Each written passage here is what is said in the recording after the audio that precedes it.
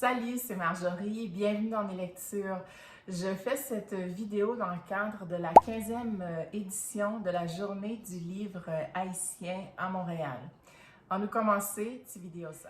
Malheureusement, j'ai pas pu participer à la Journée du livre haïtien cette année. Par contre, j'avais participé à la 12e et 13e édition. En fait, j'en avais fait des vlogs. Donc, je vais vous mettre les liens en barre d'infos, comme ça, si vous n'y êtes jamais allé, ça va vous donner un aperçu. Aussi, vous allez pouvoir voir ce que j'ai acheté au fil des années, ce que j'ai fait comme belles trouvailles. Et là, cette année, bon, pour la 15e édition, je pense que les organisateurs ont mis les bouchées doubles. Je sais qu'il y avait des activités pour les enfants, etc. Et je me suis dit, à défaut d'y être allée, je peux quand même vous présenter ce que j'aurais acheté comme livre si j'y étais allée. Parce que chaque année, c'est là où je fais le plein. Mais cette année, j'ai acheté les livres au fur et à mesure de leur sortie et j'ai aussi reçu quelques services presse. Donc, je me dis, ben, je vous fais la vidéo, je vous la présente et puis ça peut vous donner des inspirations puis vous alerter sur un petit peu les nouveautés, mais il y a aussi des anciennetés, des livres moins récents, on va dire. Et puis, la Journée du livre haïtien, c'est aussi l'occasion chaque année, depuis 3 ans, de lancer la campagne #Je lis haïtien. Et je me suis dit, c'est un peu comme le 12 août, j'achète un livre québécois. C'est-à-dire qu'on n'a pas besoin d'attendre le 12 août pour acheter un livre québécois. Évidemment, on peut en acheter à l'année. Et c'est la même chose pour le Je lis haïtien. On n'a pas besoin d'attendre le mois d'août. On peut en lire, évidemment, toute l'année.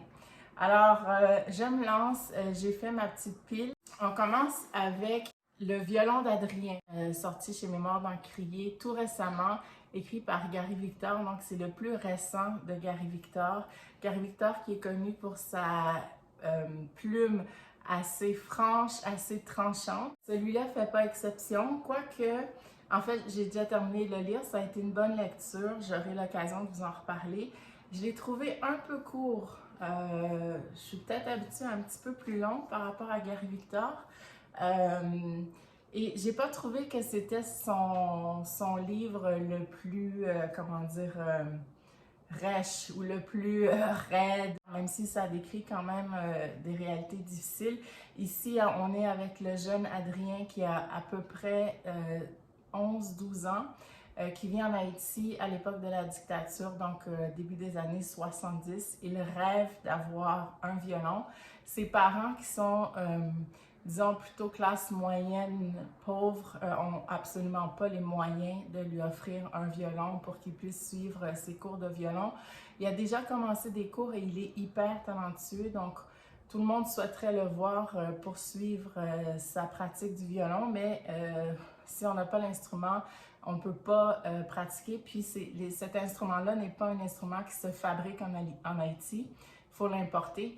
Et ça coûte énormément d'argent par rapport au revenu familial. Donc, il va tout faire pour pouvoir économiser, se procurer l'argent économisé pour acheter l'instrument. Ça va l'amener dans toutes sortes de péripéties.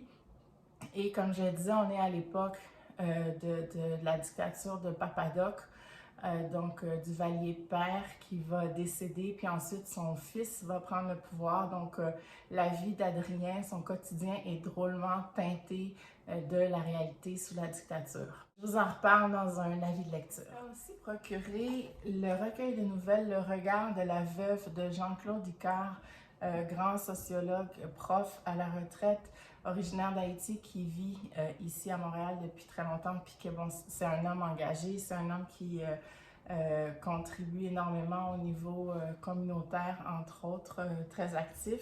Et donc, c'est un recueil de nouvelles que j'ai déjà lu, que j'ai beaucoup aimé.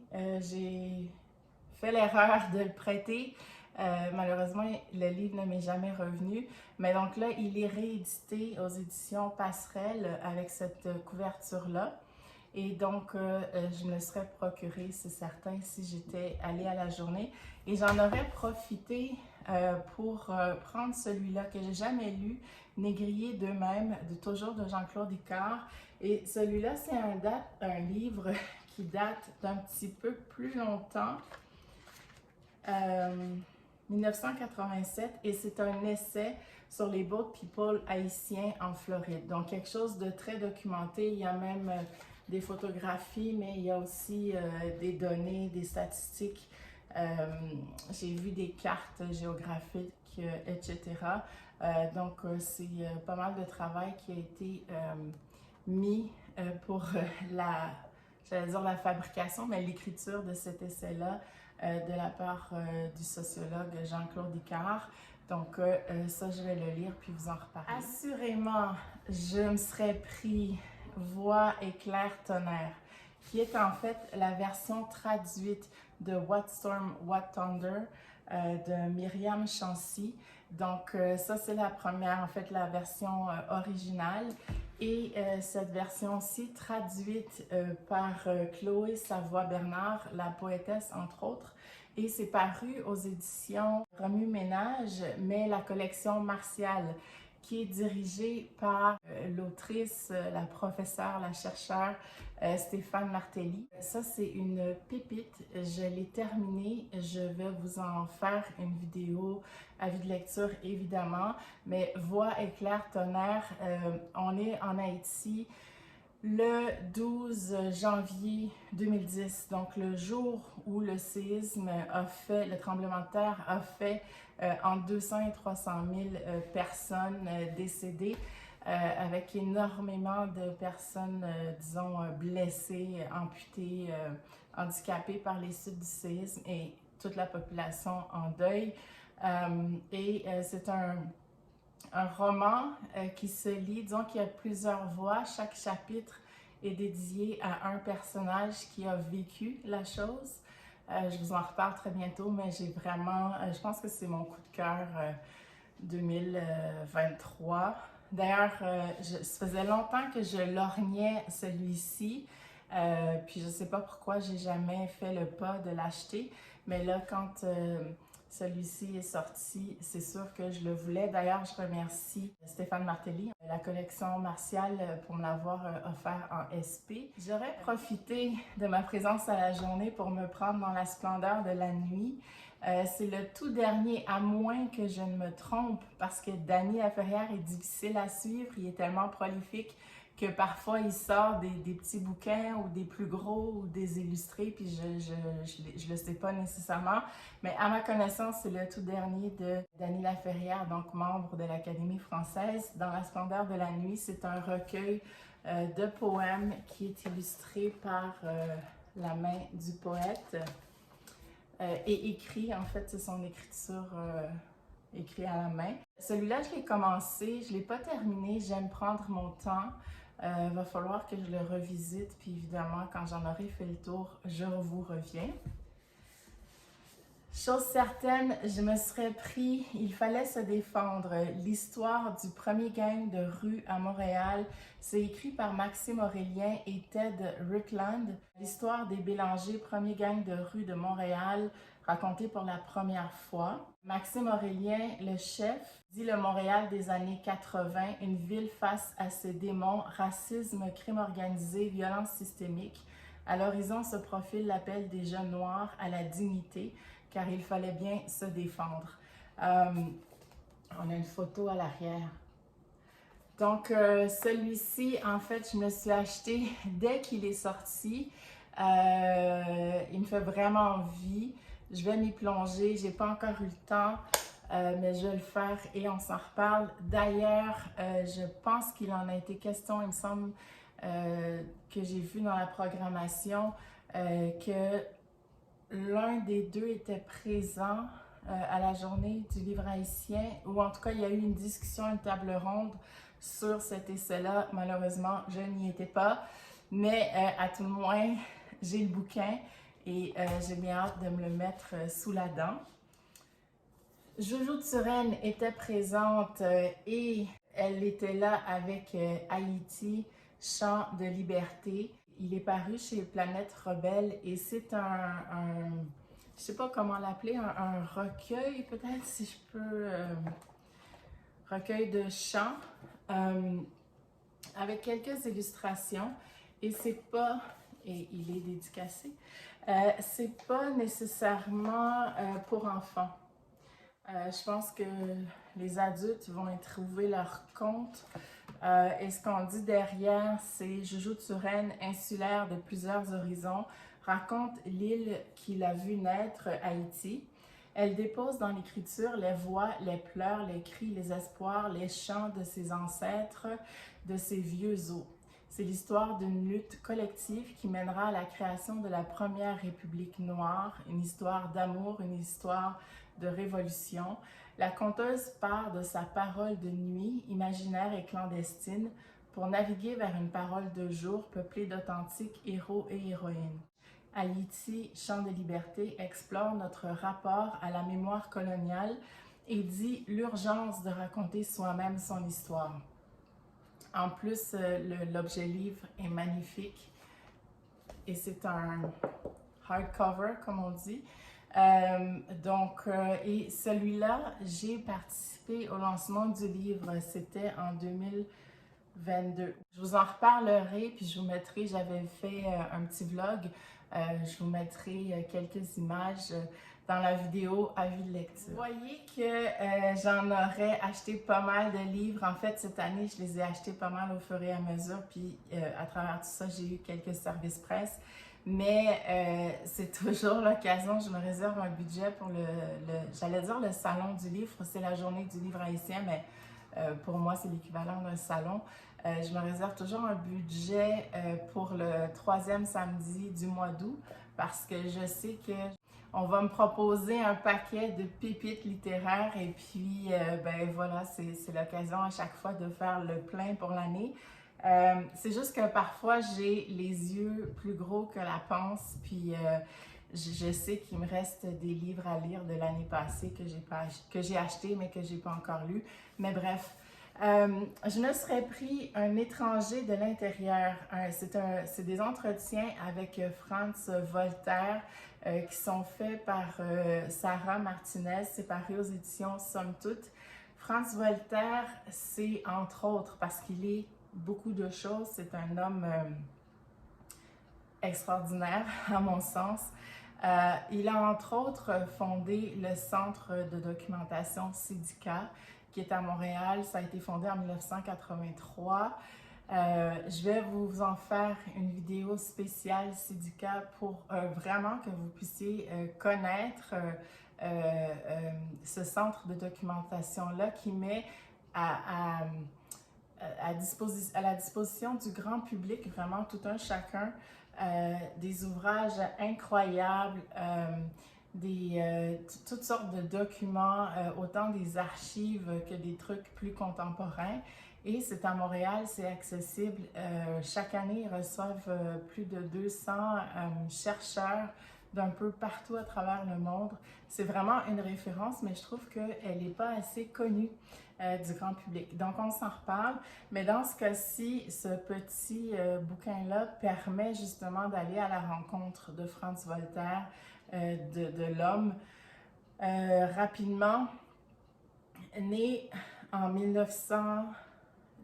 mai 1948 à Port-au-Prince, Franz Voltaire a longtemps vécu entre plusieurs pays avant de s'installer définitivement à Montréal. Gardien de la culture haïtienne et de sa mémoire, Franz Voltaire a pris part à de multiples luttes politiques importantes depuis son départ d'Haïti pour fuir la dictature de Duvalier, jusqu'à ses nombreuses activités militantes à Montréal ou ailleurs dans le monde, en passant par le Chili, où il a connu toute la brutalité du coup d'État contre Allende. Ses entretiens avec Sarah Martinez feront connaître et surtout reconnaître non seulement la biographie et l'œuvre d'un passeur d'histoire, un intercesseur essentiel entre les personnes et les mondes, mais offriront par la même occasion un panorama historique de la culture et de la vie intellectuelle de la diaspora haïtienne au Québec. Et c'est préfacé par Stanley Péan. Je l'ai déjà commencé, mais comme ça fait tellement longtemps, je veux m'y replonger parce que je sais que j'en ai déjà oublié des petits bouts. J'enchaîne avec 3 ouvrages de Frédéric Boiron, le sociologue. Alors, Inconduite, Tweet et autres bullshit d'une élite en faillite. Mythes, vérités et mensonges sur la démocratie. Ça, il s'agit du 3e livre sur l'état de la démocratie dans le monde, écrit par Frédéric Boiron. Ferme les yeux, ouvre la bouche, avale. Mythes, vérités et mensonges, toujours sur la démocratie. Alors, je ne sais pas si celui-là, c'est le premier ou le deuxième. Et puis, au nom du peuple et du fric et du Saint-Esprit. Toujours mythes, vérités et mensonges sur la démocratie. Et celui-là, il est préfacé de Dany Laferrière et de Louise Harel. Et ce qu'on dit, sans détour, sans compromis, le sociologue Frédéric Boiron dégaine, démantèle, démolit et annihilie les arguments des leaders du monde libre qui cautionnent à coups de banals prétextes leurs échanges commerciaux avec des tyrans et des voyous. Bon, et ça continue, mais en fait, je pense que c'est une série d'articles, si je ne me trompe pas, parce que je ne les ai pas encore lus, mais je pense que c'est une série d'articles qui ont été publiés dans Le Devoir par Frédéric Boiron et qui sont ici recueillis. D'ailleurs, je remercie l'auteur parce que je les ai reçus en service presse et je vais les lire et je vous ferai un avis de lecture là-dessus. Déjà, les différents titres, je trouve qu'ils sont assez annonciateurs du ton et disons que ça pique la curiosité. J'enchaîne avec 2 recueils de poèmes. Un premier qui vient de loin, Evelyne Trouillot, aux éditions Bruno Doucet. Il faut parfois chanter.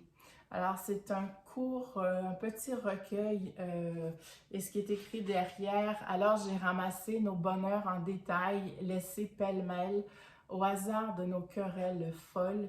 Je me suis couverte des brins de courage, jetés ça et là, au fil des combats toujours verts, de la fille au sein nu, et j'ai pris ta main pour refaire le monde. Donc, ça, c'est un livre qui m'a été envoyé de France parce que les éditions Bruno Doucet sont en France. Et donc, c'est le dernier recueil d'Evelyne Trouillot. Je connaissais Evelyne Trouillot, l'autrice, en fait la romancière, mais je n'avais pas encore lu sa poésie. Et pourtant, ce n'est pas son premier livre, ce n'est pas son premier recueil de poèmes qu'elle publie. Donc, j'ai commencé à m'en délecter, je n'ai pas terminé. Encore une fois, je vous reviens avec un avis. Quoique, je vous le dis à chaque fois, pour moi, c'est difficile de commenter la poésie parce que je suis tellement dans le ressenti. Je n'ai pas nécessairement le vocabulaire pour commenter, mais je vais quand même vous en parler pour vous parler des problématiques abordées et tout ça, sachant que Evelyne Trouillot fait souvent, disons, des œuvres engagées. Et puis, comme ça, au moins, vous saurez que ça existe. Si jamais votre curiosité est piquée, vous pourrez tenter de vous le procurer ou de l'emprunter à la bibliothèque. Et le deuxième recueil que je me serais pris, et celui-là, je l'ai acheté hier. Malheureusement en librairie, comme je disais, j'aurais voulu le prendre à la journée du livre haïtien et je ne sais pas si la poétesse était présente, Laurie Jean-Louis. C'est paru aux éditions Mémoire d'Encrier, donc main d'œuvre. J'en sais très peu, sinon que bon, c'est le dernier de la poétesse. Mais ce que j'avais lu, déjà le titre, main d'œuvre, ça avait piqué ma curiosité.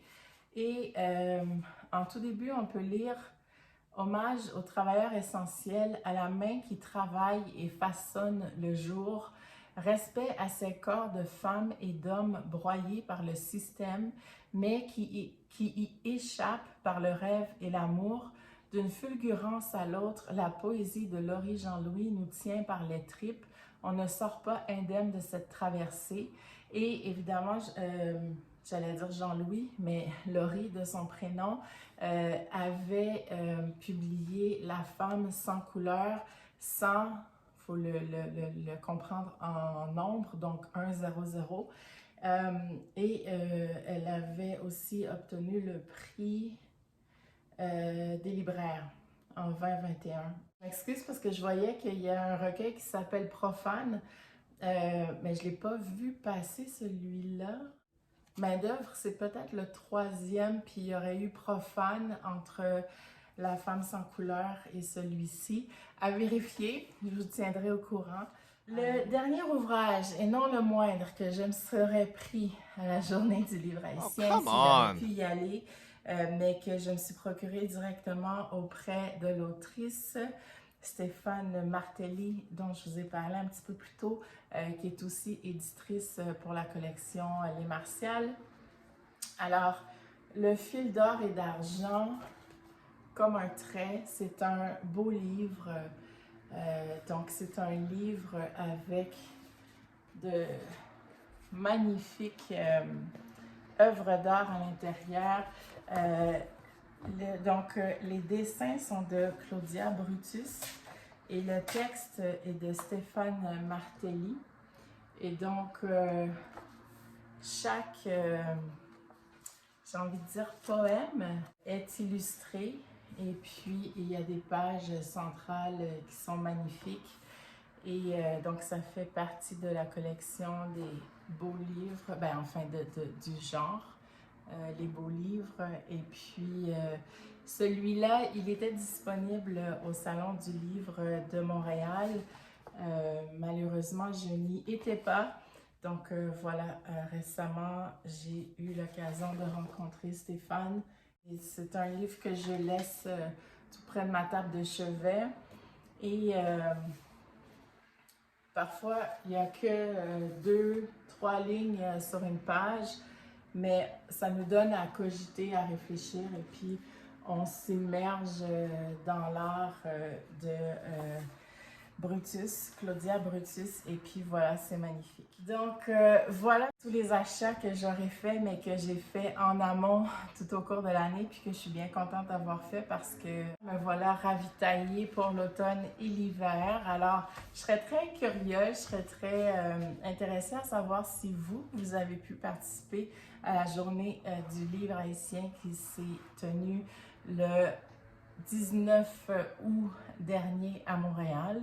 Je compte bien y être l'année prochaine. À chaque année, c'est vraiment l'occasion de faire de belles rencontres parce que les auteurs-autrices sont présents, mais c'est aussi l'occasion de faire des belles trouvailles. Et comme ça se passe au centre Narrivé, sur la rue Saint-Denis à Montréal, bien, on a accès au casse-croûte bistrot du centre, et donc c'est aussi l'occasion de casser la croûte en bonne compagnie, et puis voilà, d'avoir des belles discussions, etc., etc. Donc j'espère y être l'année prochaine, et puis ben d'ici là, je vous dis à bientôt dans une prochaine vidéo.